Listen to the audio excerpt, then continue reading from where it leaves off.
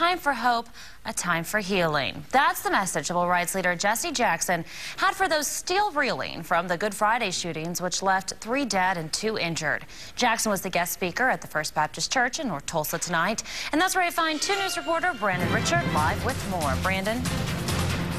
Well, Marla, for as much as this speech was about the Good Friday shooting victims and their families, it was also about confronting the inequalities in both the economic and justice systems.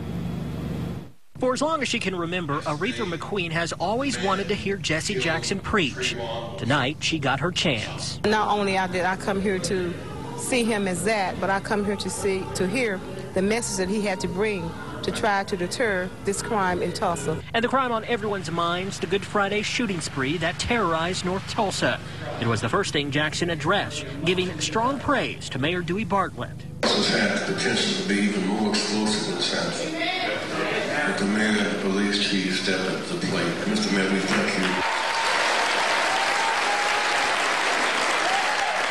Jackson said he's happy the suspects were charged with hate crimes, but the misdemeanor penalty in Oklahoma isn't enough. Hate crimes are hateful, and they are sinful, and they kill people.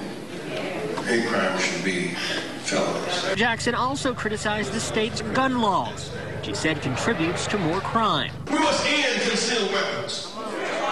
Then he set his sights on what he calls the inequalities of the justice and economic systems, which he says hurts poor people the most. We have some heavy lifting to do. You are well-dressed, stressed people.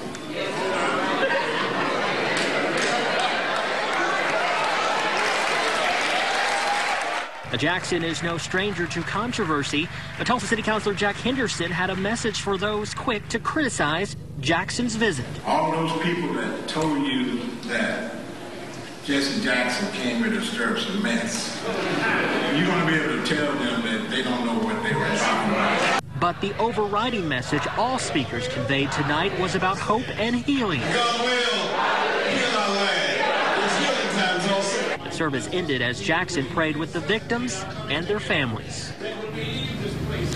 Now, one person not in Tulsa this weekend is the Reverend Al Sharpton, but we've learned his group, the National Action Network, will make donations to each of the victims' families. We're live in North Tulsa. Brandon Richard, 2 News, works for you. Thank you, Brandon. Meanwhile,